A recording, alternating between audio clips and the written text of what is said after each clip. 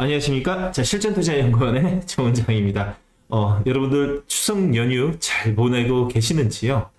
여러분들에게 열리는 시장이 있어가지고 또 중요한 섹터를 인사이트를 한 번 더 설명해 드리고 싶어서 이렇게 영상을 찍게 되었어요. 저번에는 AI 의료 쪽으로 좀 했었죠. 이번에는 올해 하반기에도 기대가 되고 내년 상반기에도 조금 기대가 되는 섹터입니다.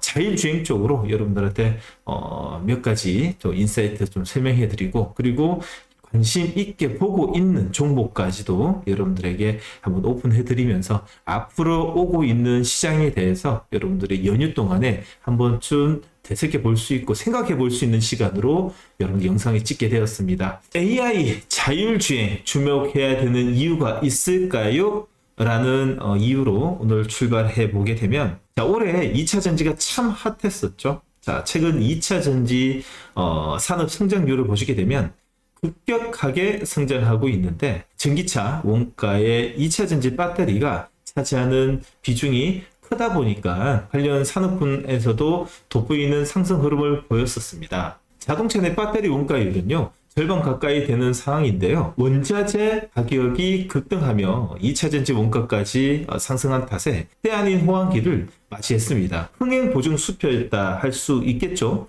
자, 다만 앞으로 달라질 겁니다.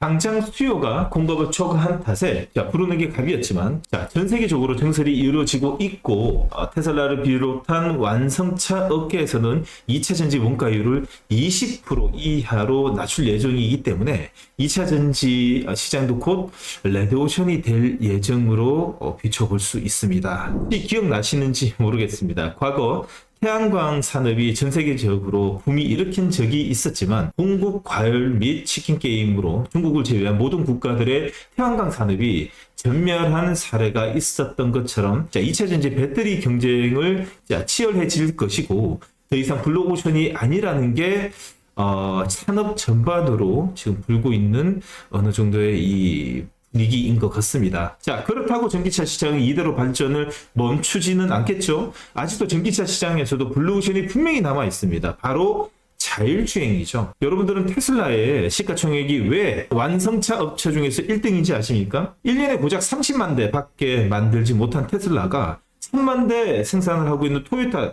자동차보다도 시가총액이 몇 배나 높다는 게 말이 되겠습니까? 비밀은 자율주행에 있습니다. 현대차를 기준으로 제니시스 한 대를 풀옵션으로 팔아봐야 영업이익률을 5% 기준으로 400만 원이 남을까 말까 한데, 테슬라의 자율주행 서비스를 보게 되면 매달 이용료가 $199, 하나로 하게 되면 25만 원이 됩니다. 자동차 한 대를 1년을 이용한다는 가정한다면, 현대차는 10년 사이클로 400만 원을 번다면, 테슬라는 일단 팔기만 하면 매년 300만 원을 벌 수 있는 기반을 다져진 거죠. 과거 자동차 산업이 제조 산업에 불과했다면, 앞으로 자동차 산업은 구독 경제를 실현하며 서비스 업체가 된다는 거죠. 2000년대 들어가지고 크게 성공한 미국의 IT 업체를 보시면 대부분 구독 경제를 실현하며 성공한 기업이 많습니다. 대표적으로 넷플릭스, 유튜브가 있고, 오랜 기간 바닥을 키웠던 마이크로소프트 역시도 OS 전면 무료화했음에도 불구하고 클라우드 서비스 바탕으로 구독 경제를 실현하여 20년의 침체를 딛고 글로벌 최상위 IT 기업으로 발돋움할 수 있었던 거죠. 이 역시 앞으로 자동차 업계에 다시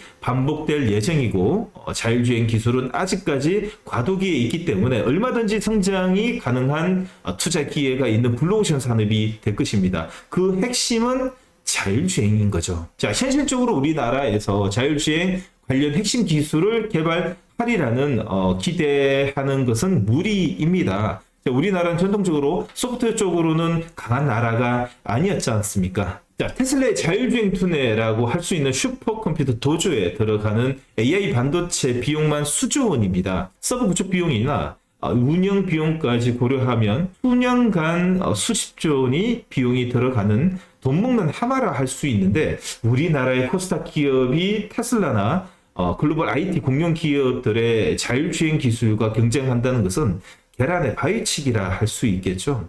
그만한 돈이 없어요. 돈이. 그러다 보니 자율주행차를 스마트카라고 할 수 있는데 지금 스마트폰을 보시게 되면 하드웨어는 우리나라에서 만들고 핵심 칩이나 소프트웨어는 글로벌 IT 기업이 만들어내는 것처럼 앞으로 자율주행 시대에서도 비슷한 구도가 펼쳐질 거라 판단이 됩니다. 따라서 우리가 자율주행에서 관심 가져야 할 분야는 하드웨어 쪽이라고 할 수 있겠죠. 자, 하드웨어 쪽에도 전통적으로 우리가 강점을 가지고 있는 분야에서는 카메라 모듈, 센싱, 자동차용 인포테인먼트 들어가는 부품들이라고 볼 수 있겠죠. 대표적으로 스마트폰을 만들던 LG그룹 모바일 사업부를 접고 전장 사업부를 키워내면서 그룹 덩치를 더 키울 수 있었던 것처럼 자동차가 휴대폰처럼 전기 제품화되면서 국내 전기전자 반도체 기업들도 함께 성장해 나갈 수 있을 거라 예측할 수 있습니다. 자, 첫 번째로 전장 카메라 관련 제품이나 기술을 보유한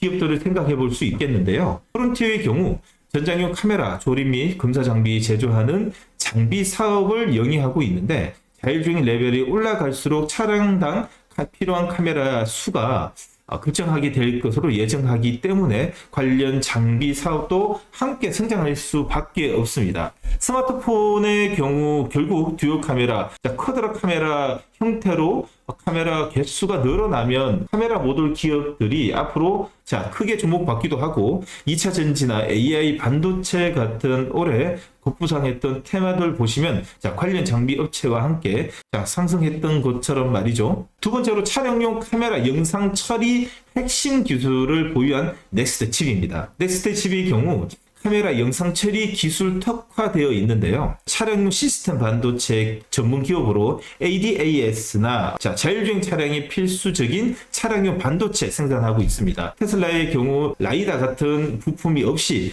자율주행 레벨을 올리고 있기 때문에 차량용 영상 처리 시스템 칩을 생산하는 넥스 칩이 꼭 관심을 가져봐야 되는 종목이라고 또 볼 수 있습니다. 네 번째로는요, 4D 이미징 레이더 전문 업체인 스마트 레이더 시스템을 이야기 드리고 싶은데요. 앞서 이야기 드린 것처럼 자율주행 및 전기차의 대장격인 테슬라의 경우 라이다 기술을 배제한 자율주행 기술을 개발하고 있는 중입니다. 라이다의 경우 대당 가격이 1000만 원까지 하는데 가격 부담이 어느 정도 크기 때문에 2차 전지 LFP 배터리 같은 저가형 배터리를 연구하는 것처럼 자율주행 기술에서도 라이다보다도 레이더와 같은 가성비 좋은 부품을 기반으로 연구로 진행되고 있는데 레이더 기술에 특화된 스마트 레이더 시스템의 경우 드론이나 산업용 그리고 다양한 산업의 활용이 확장성이 좋은 만큼 테마로서의 모멘텀까지도 들고 있고 그리고 자율주행의 테마 내에서도 성장성이 부각되기 좋은 기업이라 볼 수 있습니다. 네 번째로는 차량용 인포테인먼트. 인포테인먼트에 들어가는 칩을 생산하는 텔레칩스입니다. 인포테인먼트란 차량 내 인포테인먼트 시스템을 말하는데요.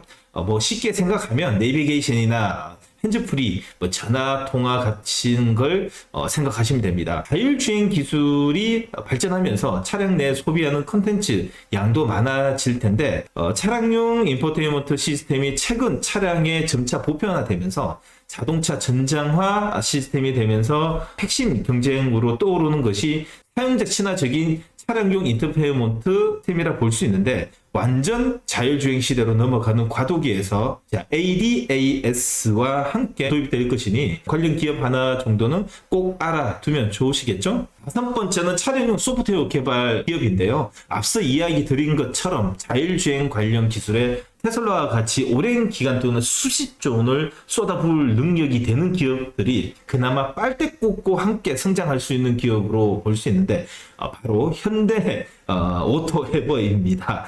현대오토에버 같은 경우에는 현대차 그룹의 차량용 소프트웨어 회사라고 볼 수 있죠. 꼭 자율주행 기술뿐만 아니라 차량용 소프트웨어에서는 컨택티드 관련 소프트웨어 그리고 차량용 플랫폼 소프트웨어 다양한 종류가 있고 현대차 그룹 내에서 관련 기술 개발을 담당하고 있고 기업이 바로 현대오토에버입니다. 실제 대주주는요. 현대차이고요. 2대 주주는 현대모비스, 3대 주주는 기아, 4대 주주는 정의선 현대차 그룹 회장님으로 모든 현대차 그룹의 이해관계 중심이 있는 기업이 바로 현대오토에버입니다.